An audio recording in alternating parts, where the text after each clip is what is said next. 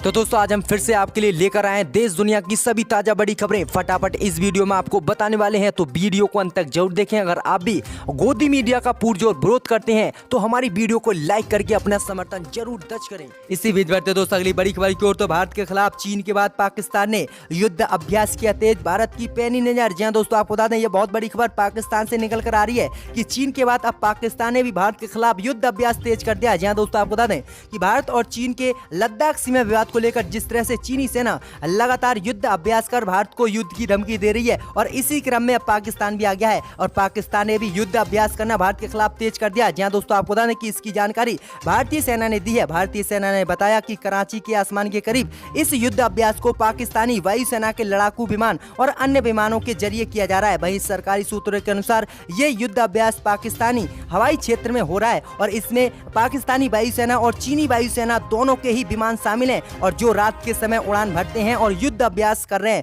वहीं आपको बता दें कि भारतीय सेना इस पर कड़ी नजर बनाए हुए है क्योंकि भारतीय सेना को साफ संकेत दिख रहे हैं कि अगर चीन से किसी तरह से युद्ध जैसे हालात बनते हैं तो पाकिस्तान इस चीन का साथ देगा और पाकिस्तान चीन की तरफ से लड़ेगा और इसीलिए चीन जो है पाकिस्तान को युद्ध अभ्यास करा रहा है जिससे कि वह किसी समय स्थिति बिगड़ती है तो वह चीन का साथ दे सके। तो ये बहुत बड़ा खुलासा किया है, लेकिन भारतीय सेना इस पर कड़ी नजर बनाए हुए है और जब कोई भी अगर ऐसी घटना होती है तो उसका करारा जवाब देने के लिए तैयार है। तो ये बहुत बड़ा खुलासा भारतीय सेना ने किया है। इसी बीच बढ़ते दोस्तों अगली बड़ी खबर की ओर। तो राजस्थान में भी कांग्रेस की सरकार खतरे में, सीएम गहलोत बोले बीजेपी मध्य प्रदेश वाला खेल यहाँ पर भी खेल रही है। जी हां दोस्तों, आपको बता दें ये काफी बड़ी खबर सामने निकल कर आ रही है कि मध्य प्रदेश में जिस तरह से कांग्रेस की सरकार बीजेपी ने गिराई थी और वही क्रम अब राजस्थान में भी लागू हो रहा है। वहीं आपको बता दें कि राजस्थान कांग्रेस की तरफ से मोदी सरकार पर आरोप लगाया गया है कि राजस्थान में राज्य सरकार को अस्थिर करने के लिए कांग्रेस और उसके समर्थक निर्दलीय विधायकों को प्रलोभ बीजेपी की तरफ से दिया जा रहा है और 25-25 लाख रुपए में बीजेपी के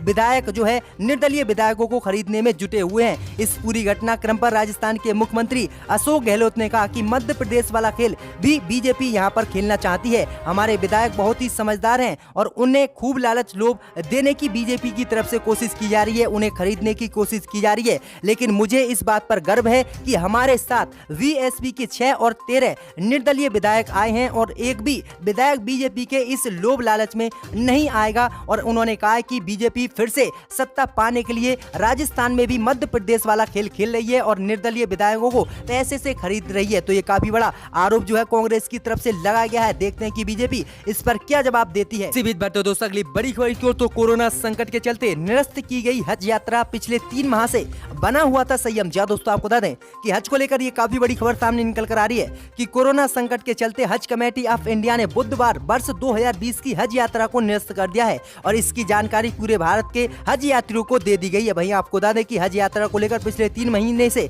संयम बना हुआ था कि हज यात्रा होगी या नहीं होगी, लेकिन कोरोना संकट के चलते इस हज यात्रा 2020 को खत्म करना पड़ा। यानी अब भारत से कोई भी हज यात्रा करने के लिए 2020 में नहीं जाएगा, अब ये 2021 में शुरू होगी। तो ये काफी बड़ी अपडेट आ रही है। वहीं आपको बता दें कि हज कमेटी ऑफ इंडिया ने सभी के पैसे वापस करने के भी निर्णय दे दिए हैं कि जो भी हज यात्री हज के लिए नहीं जाना चाहता है उसके पूरे पैसे दिए जाएंगे वापस। तो ये काफी बड़ी खबर सामने निकल कर आ रही है। इसी बीच बढ़ते दोस्तों अगली बड़ी खबर की ओर। तो कोरोना संकट से कैसे निकलेगा देश, आज आईसीसी के कार्यक्रम में प्रधानमंत्री देश को करेंगे फिर से संबोधित। जी हां दोस्तों, आपको बता दें कि देश में जारी कोरोना संकट और अनलॉक की प्रक्रिया के बीच आज प्रधानमंत्री मोदी एक बार फिर से अपना संबोधन देश की जनता को देंगे। इस बार प्रधानमंत्री Modi Indian chamber of commerce के विशेष कार्यक्रम को संबोधित करेंगे। इस दौरान प्रधानमंत्री मोदी देश की जनता को भाषण के जरिए संबोधित करेंगे और देखते हैं कि आज प्रधानमंत्री किन किन बातों पर चर्चा कर सकते हैं। इसी बीच बैठे दोस्तों अगली बड़ी खबर की ओर। तो दिल्ली के डॉक्टरों ने दी इस्तीफे की केजरीवाल को धमकी, कहा कई महीनों से नहीं मिला है हमें वेतन। जी दोस्तों, आपको बता दें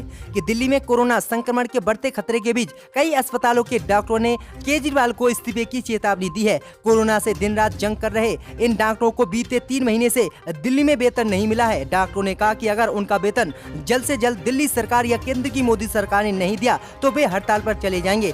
दिल्ली के कस्तूरबा और हिंदू राव अस्पताल समेत कई अस्पतालों के डॉक्टरों ने कहा कि उन्हें 3 महीने से वेतन नहीं मिला है। वहीं आपको बता दें कि कोरोना वॉरियर जिस तरह से मेहनत कर रहे हैं और केंद्र की मोदी सरकार इन पर गर्व कर रही है, कभी फूल बरसा रही है, लेकिन उनकी सैलरी की चिंता बिल्कुल भी मोदी मोदी सरकार को नहीं है। और केजरीवाल सरकार ने पहले ही कह दिया था कि उनके पास अगले महीने की सैलरी देने के लिए कर्मचारियों के लिए पैसे नहीं है। और मोदी सरकार से 5,000 करोड़ रुपए की मांग भी दिल्ली की केजरीवाल सरकार ने की थी कि हम इनसे जो है सैलरी देंगे, लेकिन मोदी सरकार ने इस पर कोई भी जवाब नहीं दिया था। और इसी बीच बढ़ते दोस्तों अगली बड़ी खबर की ओर, तो महाराष्ट्र में फिर से लग सकता है लॉकडाउन। उद्धव ठाकरे ने दिया बड़ा बयान। जहां दोस्तों आपको बता दें कि महाराष्ट्र में 1 जून से लॉकडाउन में दी गई छूट कम की जा सकती है। महाराष्ट्र सीएम ऑफिस की ओर से फिर से लॉकडाउन लगाए जाने के संकेत दिए गए हैं। मुख्यमंत्री कार्यालय की ओर से जारी बयान में कहा गया है कि अगर लॉकडाउन में ढील देना जोखिम भरा साबित होता है और इससे मामले ज्यादा बढ़ते हैं तो हम लॉकडाउन को फिर से लागू करने के लिए मजबूर होंगे। वहीं आपको बता दें कि सीएम ऑफिस की ओर से कहा गया है कि राज्य सरकार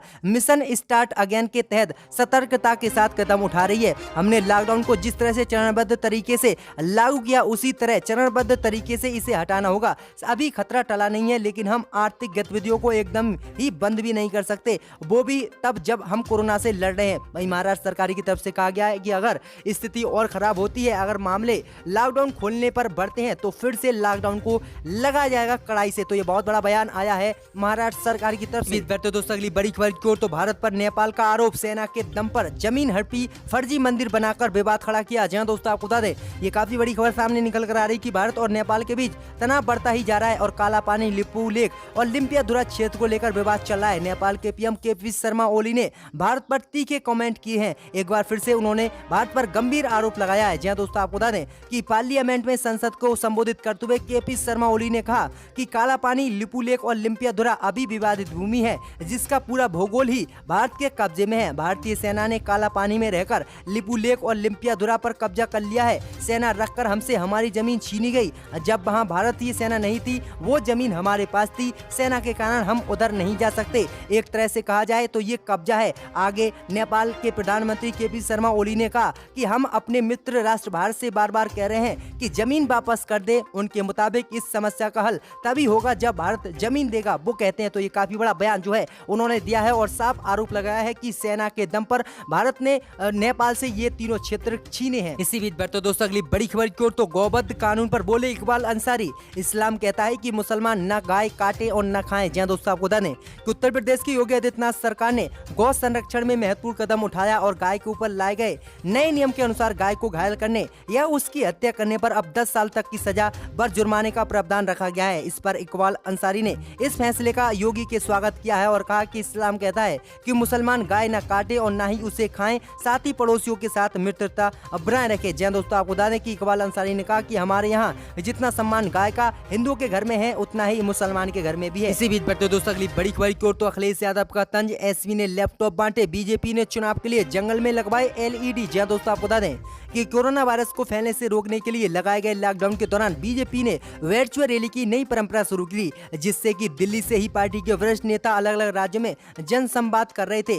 बीजेपी ने अपनी वर्चुअल रैली के जरिए जन जन तक पहुंच बनाने के लिए जगह जगह एलईडी और स्मार्ट टीवी लगवाए। इसको लेकर समाजवादी पार्टी के अध्यक्ष और उत्तर प्रदेश के पूर्व मुख्यमंत्री ने बीजेपी पर हमला बोला है। वहीं आपको बता दें कि समाजवादी पार्टी के नेता अखिलेश यादव ने ट्वीट किया और कहा कि सपा ने भविष्य की पीढ़ी को मजबूत करने के लिए उन तक लैपटॉप पहुंचाए, जबकि भारतीय जनता पार्टी ने कोरोना बीमारी पर जीत हासिल करने की जगह चुनाव जीतने के लिए जंगल तक में एलईडी लगवाए। इसे कहते हैं सोच का अंतर। जहां दोस्तों आपको बता दें इससे पहले भी उत्तर प्रदेश के मुख्यमंत्री अखिलेश यादव ने बीजेपी की वर्चुअल रैली पर हमला बोला था और कहा था कि बीजेपी जो है गरीबों की मदद की जगह एलईडी पर 150 करोड़ 144 करोड़ रुपए खर्च कर रही है। इसका अगर इतना पैसा गरीबों को दे दिया जाता तो कितना अच्छा होता। तो ये काफी बड़ा हमला जो है बोला गया। इसी बीच बढ़ते दोस्तों अगली बड़ी खबर को, तो देश में शुरू हुआ आर्थिक युद्ध। गडकरी बोले राज्यों के पास नहीं सैलरी देने तक के लिए पैसे। जहां दोस्तों आपको बता दें कि केंद्रीय सड़क एवं परिवहन मंत्री नितिन गडकरी ने बुधवार को कहा कि कोरोना वायरस की महामारी के चलते केंद्र सरकार को इस वित्तीय वर्ष में करीब 10 लाख करोड़ का राजस्व कम आएगा। इसके अलावा उन्होंने कहा कि हमारे कुछ राज्य सरकारों के पास अगले माह तनख्वाह देने के लिए सरकारी कर्मचारियों के लिए पैसे नहीं बचे हैं। इसे ही बोलते हैं कि अब देश में आर्थिक युद्ध आ रहा है। तो ये काफी बड़ा बयान जो है दिया है नितिन गडकरी। इसी बीच बढ़ते दोस्तों अगली बड़ी खबर की ओर, तो राहुल गांधी की देशभक्ति पर सवाल उठाने वाले रविशंकर प्रसाद को कांग्रेस का जवाब, लाल आंख देश के दुश्मनों को दिखाएं, विपक्ष को नहीं। जहां दोस्तों आपको बता दें कि लद्दाख में भारतीय सीमा के अंदर चीनी सैनिकों के अतिक्रमण के मुद्दे पर देश में राजनीति तेज हो गई है। जहां एक तरफ इस मुद्दे पर स्थिति साफ करने के लिए कांग्रेस नेता राहुल गांधी सरकार पर लगातार दबाव बना रहे हैं, वहीं मोदी सरकार के के कानून मंत्री रविशंकर प्रसाद ने राहुल गांधी की देशभक्ति पर सवाल खड़े किए हैं। इसके जवाब में कांग्रेस नेता मनीष तिवारी ने कहा कि भारतीय और राष्ट्रीयता का किसी की पनौती नहीं है, किसी के बाप की नहीं है। कानून मंत्री लाल आंख देश के दुश्मनों को दिखाएं, विपक्ष को नहीं। वहीं आगे उन्होंने कहा कि भारतीय और राष्ट्रीयता किसी की पनौती नहीं, भारत के नागरिक होने के नाते,